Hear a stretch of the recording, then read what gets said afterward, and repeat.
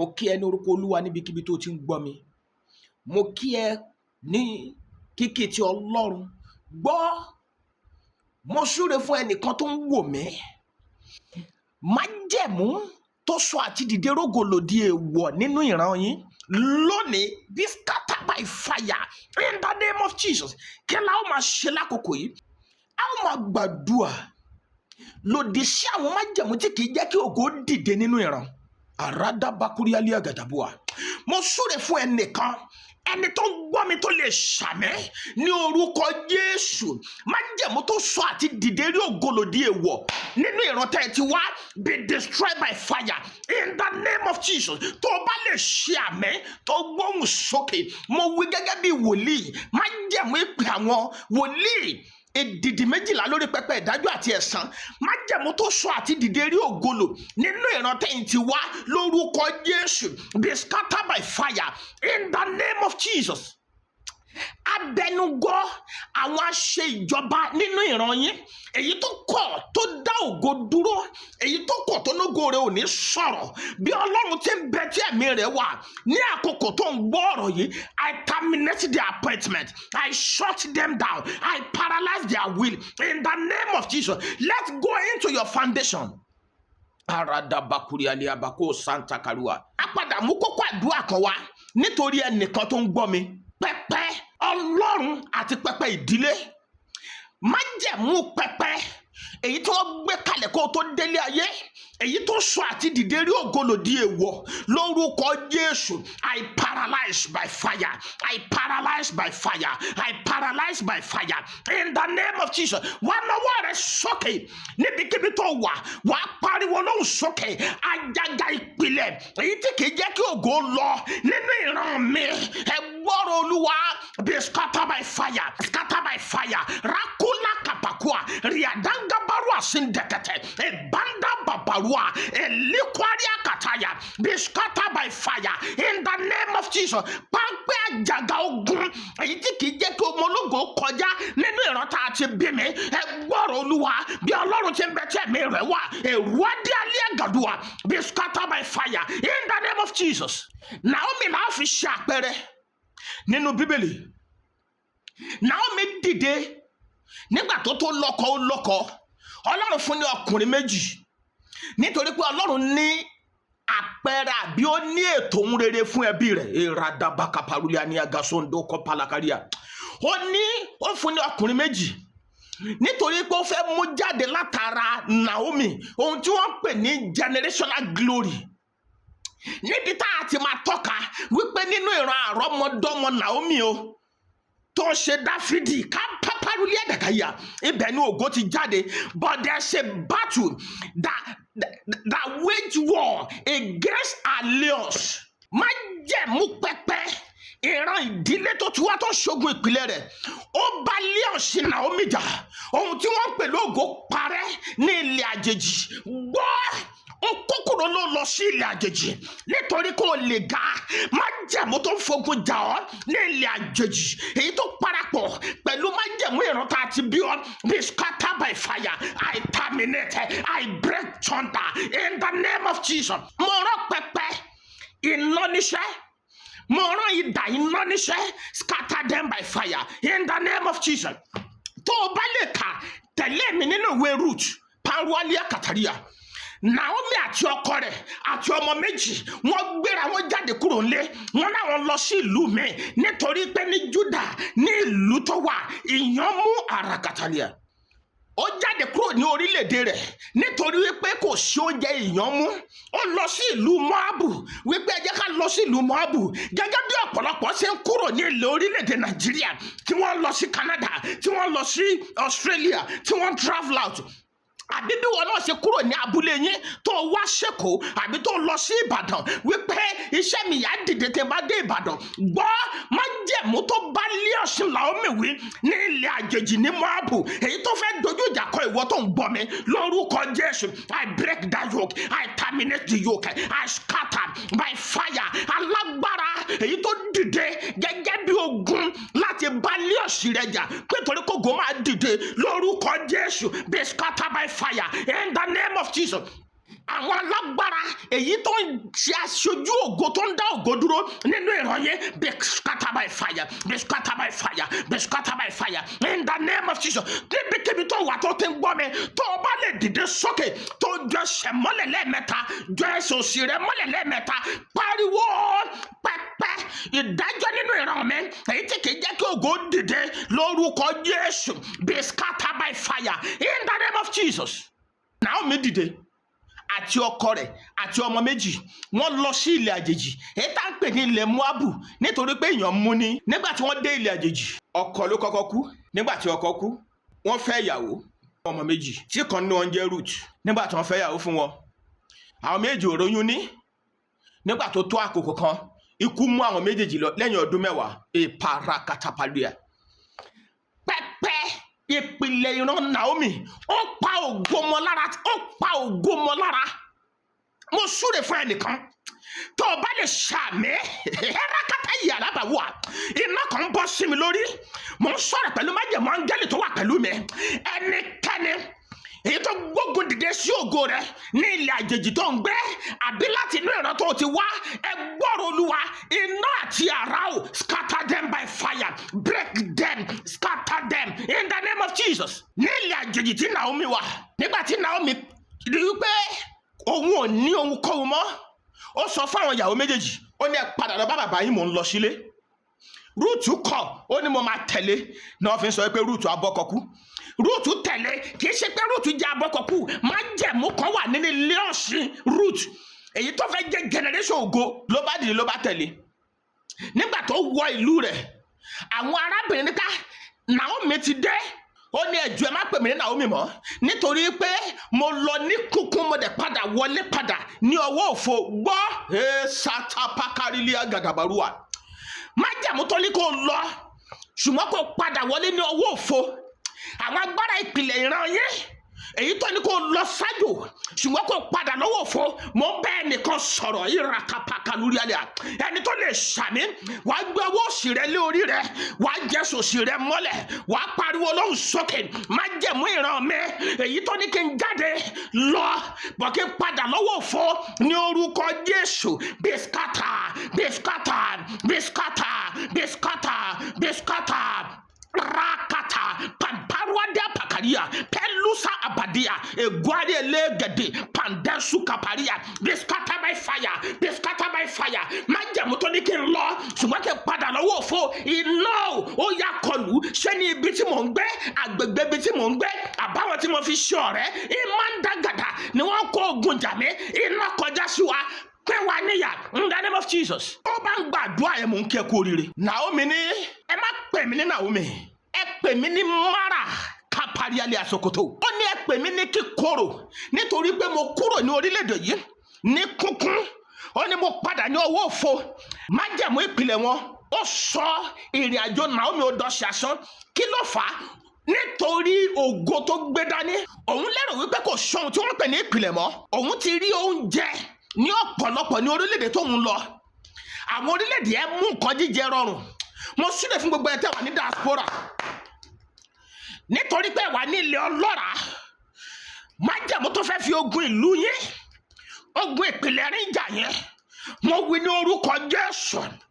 Bí ọ̀rọ̀ ti ń bẹ ní orí mi, májẹ̀mú yẹ kó máa gbiná, májẹ̀mú yẹ kó máa gbiná in the name of Jesus. Ẹ sà, a sọ fún mi pé Dámiláre mo dẹ láre, tó o bá sọ̀rọ̀ iná yóò jáde, àṣẹ yóò tẹ̀lé.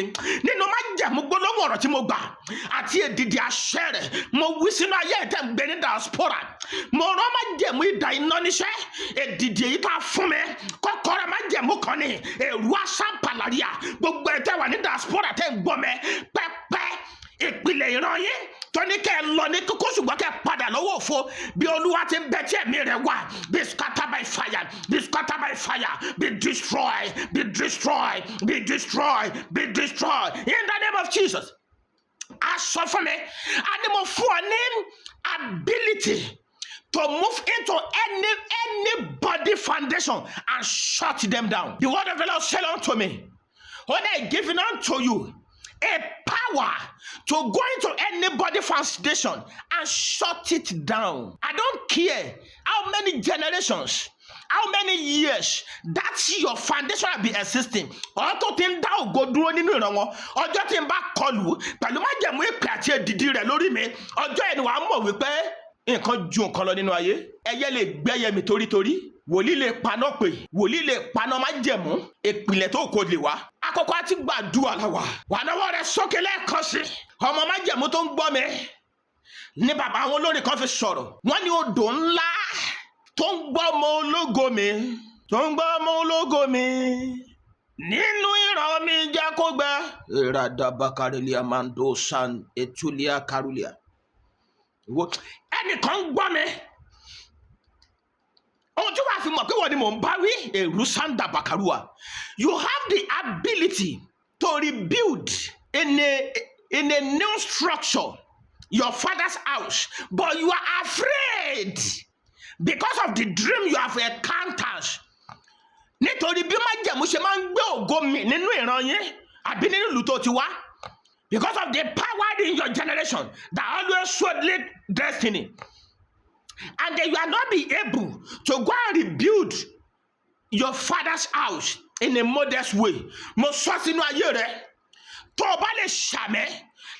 Put your left hand in your head and shout amen after this declaration. I say unto you, every power of your generation, every foundational power that shuts down, that always punishing destiny in your lineage, I decree and I declare by the mandate of fire over my life, I shut it down. I paralyze, I paralyze, I paralyze, I paralyze in the name of Jesus. If you can contact me, contact me. You go and rebuild that house. Because that is the happiness of your parents. They have tried enough. They build that little one there. But for you to have forgotten the house, not to do anything, something is wrong. If you can contact, you deal with them. Lift up your hands again. When we begin to read in the last chapter of the book of Ruth, we discover that Ruth later married the cousin of the husband of Naomi. When Ruth got there, a pregnancy and gave birth. And the woman, they carried the child into the hand of Naomi. He said, the Lord have given unto you a child that is glorious than sons. He said, the Lord have given you a son that is glorious, precious than sons, that he will rebuild his generation. Because they knew that the lineage of Naomi carried generational wealth. But something have dealt with him in wherever he went through. When he came back and they introduced Ruth unto them, that's one of the wife of my child that died. And then they gave the wife Ruth back into one of the cousins, the richest one in the town, the cousin of the husband of Naomi. And then that one entered, and then a son came. And then the women of the community of the country, they said, this child shall be called Obed. Boaz is the name of the father of the man that married Ruth, the cousin, husband of Naomi. Because Naomi went in a fool and they come back empty. Right back. I'm sensing a fire upon my forehead. I declare over your life, every battle of your lineage,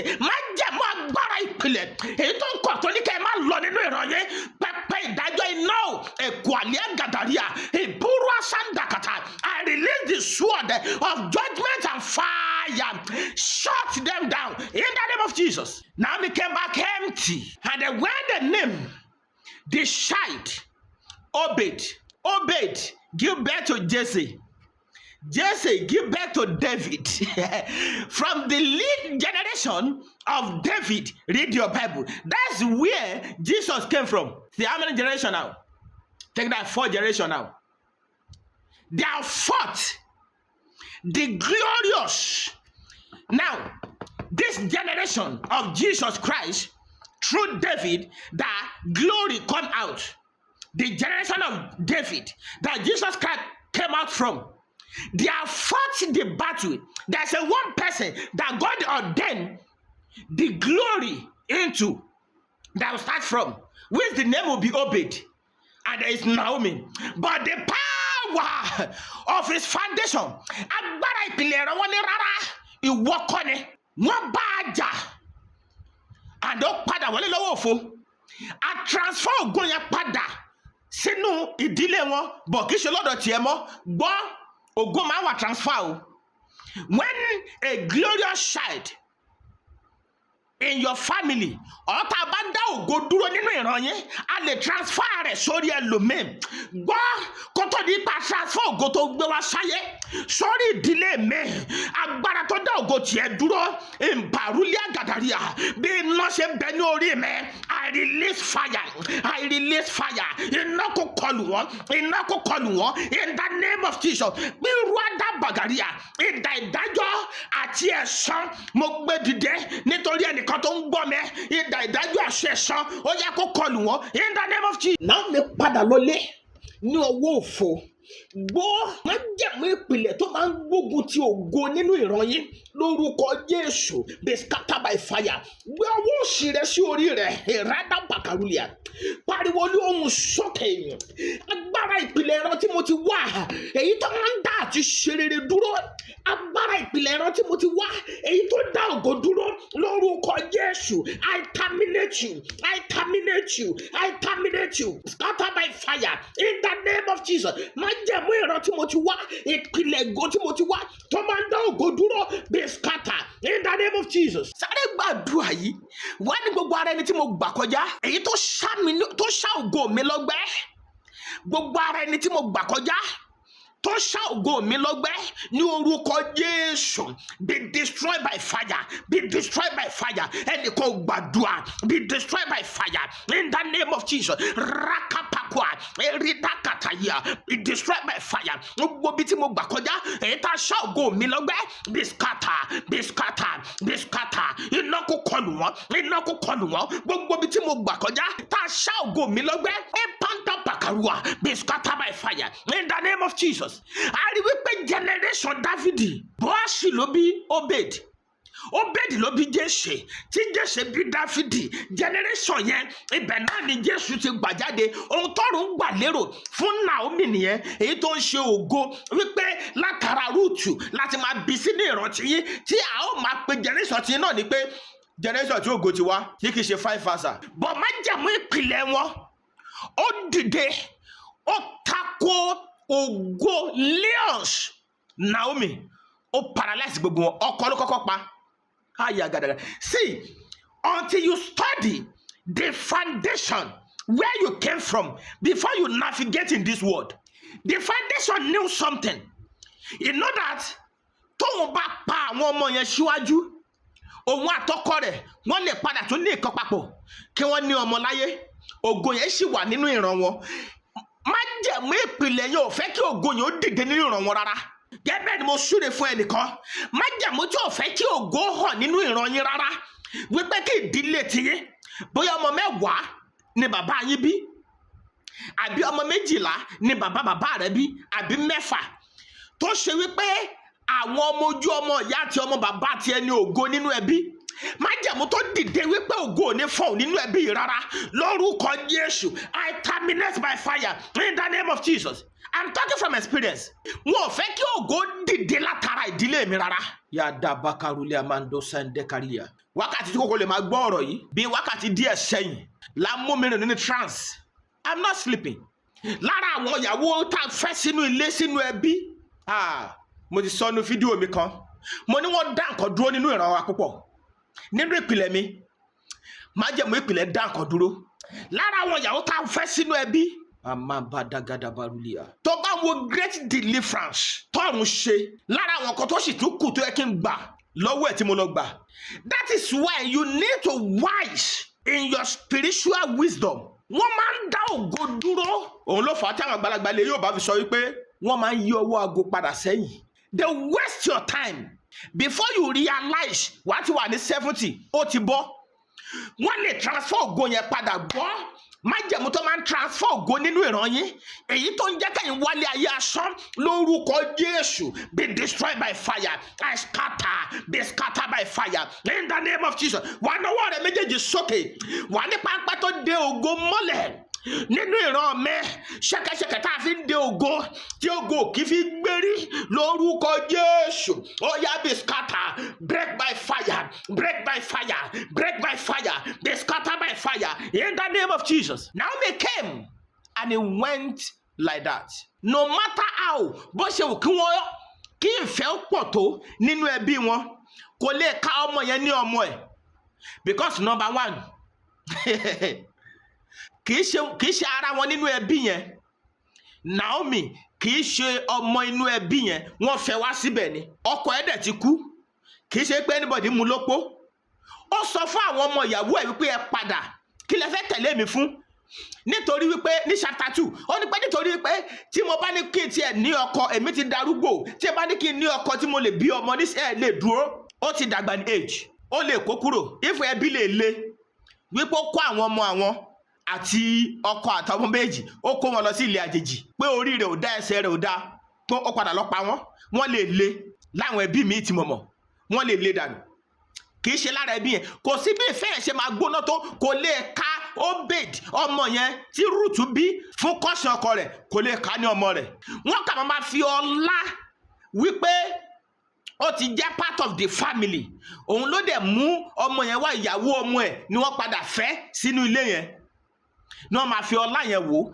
Gbọ́ páńpẹ́ tó tarí ògo kúrò nínú ìran yín, tó tarí rẹ̀ sí ilé àjèjì, lórúkọ Jésù, be scattered by fire in the name of Jesus. Mo súre fún ẹnìkan, ọfà yóò ní bá abẹ́ páńpẹ́ ìdè tó wà, be destroyed by fire, be scattered by fire in the name of Jesus. I paralyze, I destroy them, every agenda of enemy over your life, be scattered by fire in the name of Jesus. Iṣẹ́ rẹ̀ èyí tá a dè ní páńpẹ́ tí ò fi rí ọ̀nà àti kọjá, be destroyed. Iná kó kọlù, mo gbé pápá ìdájọ́ àti ẹ̀ṣọ́ dìde, èrù àdí alẹ́ gàdàbàríà pẹ̀lú májẹ̀mú èdìdì ẹ̀mí àwọn wòlíì, be scattered by fire in the name of Jesus. Ẹ̀yin áńgẹ́lì mímọ́, ẹ̀yin áńgẹ́lì lọ́run, àkókò tó ẹ wá ṣiṣẹ́ o, áńgẹ́lì mímọ́, ó máa dára fún ọ.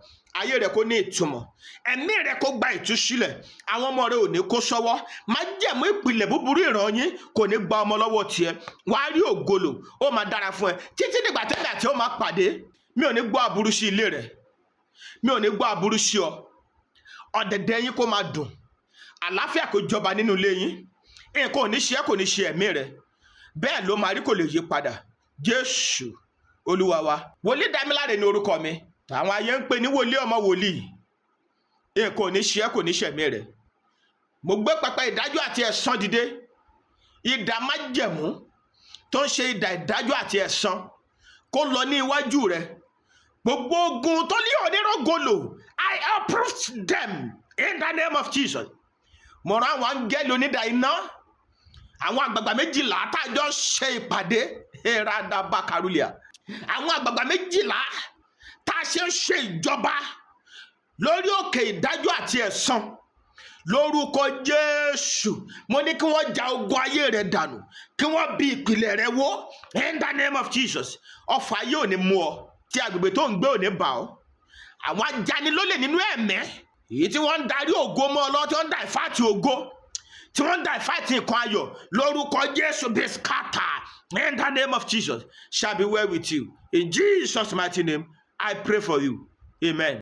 Ẹ̀yin áńgẹ́lì mímọ́, ẹ̀yin áńgẹ́lì lọ́run, àkókò tó ẹ wá ṣiṣẹ́ o, áńgẹ́lì mímọ́.